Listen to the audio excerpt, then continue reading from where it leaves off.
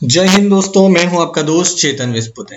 दोस्तों, आज के इस वीडियो में हम लोग डिस्कस करने वाले हैं सर्कुलर नंबर 423 जो कि इश्यू किया है सीबीडीटी ने 5 अप्रैल 2023 के दिन।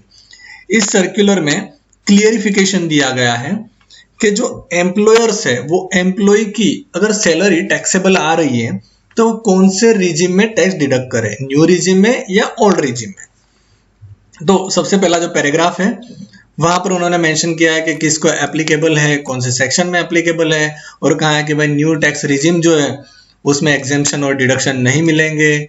और यहाँ पर जो ऑप्शंस है कि न्यू रिजिम अप्लाई करना है या ओल्ड रिजिम अप्लाई करना है वो भी लोगों के पास है, लेकिन सभी के पास नहीं है। वो सिर्फ और सिर्फ अदर देन जिसकी इनकम बिजनेस हो या प्रोफेशन हो उनके अलावा बाकी सभी लोगों के पास अप्लीकेबल है।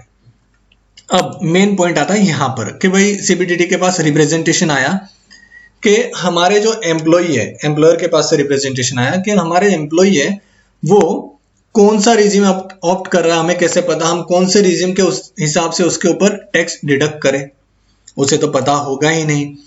इसलिए ये हार्डशिप को देखते हुए अंडर सेक्शन 119 के अंडर उनके पास पावर है और उन्होंने क्लियरिफिकेशन इश्यू किया है। क्लियरिफिकेशन क्या है?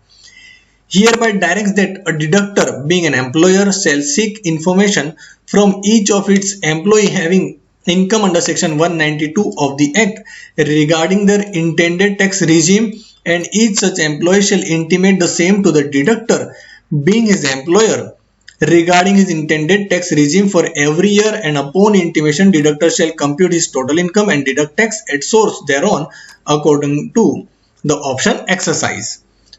हर एक एम्प्लॉयर को अपने एम्प्लॉय से पूछना है कि आप कौन से टैक्स रिजिम में जाना चाहते हो, ओल्ड रिजिम में या न्यू रिजिम में, और वो इंटीमेशन मिलेगा उस हिसाब से एम्प्लॉयर को सैलरी के ऊपर टैक्स डिडक्ट करना है। और ये एक्सरसाइज हर साल करनी है क्योंकि हर साल उनके पास ऑप्शन है कि वो न्यू रिजिम में रहना चाहते हैं या ओल्ड रिजिम में रहना चाहते हैं। फिर अगला पॉइंट क्या कहता है? If the intimation is not made by the employ it shall be presumed that employee continues to be in the default tax regime। अब default tax regime मतलब क्या?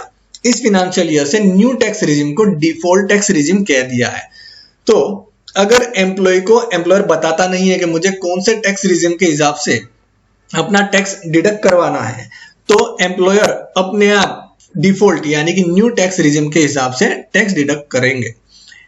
And it has not exercised the option to opt out the new tax regime, और ऐसा मान लिया जाएगा कि भाई वो न्यू टैक्स रिजिम में से बाहर नहीं जाना चाहते हैं। फिर अगला पॉइंट क्या कहता है? अगला कहता है it is also clarified that intimation would not amount to exercise option in terms of subsection 6 of section 115 BAC of the act, and the person shall required to do so separately in accordance with the provision of the subsection. ये काफी important है। अब intimation दे दिया या नहीं दिया इसका मतलब ये नहीं है कि एम्प्लॉय ने अपना ऑप्शन जो है वो एक्सरसाइज कर लिया और बाद में वो चेंज नहीं कर सकते।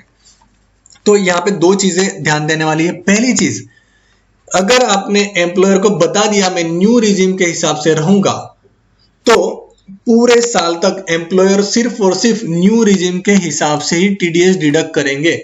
वो बीच बीच में स्विच ऑन स्विच आउट नहीं कर सकते। या तो आपने कह दिया मैं ओल्ड में जाऊंगा, तो एम्प्लॉयर जो है ओल्ड के हिसाब से पूरे साल तक टीडीएस डिडक्ट करेंगे, बीच में स्विच इन स्विच आउट नहीं होगा। लेकिन इसका मतलब ये नहीं है कि आपने ऑप्शन एक्सरसाइज कर लिया है।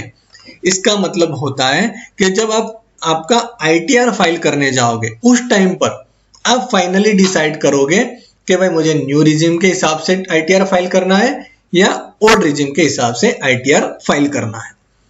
तो दोस्तों, ये था आज का अपडेट। अगर वीडियो अच्छा लगा है तो प्लीज लाइक शेयर सब्सक्राइब कीजिएगा। Thank you for watching. मिलते हैं अगले वीडियो में। जय हिंद, जय भारत।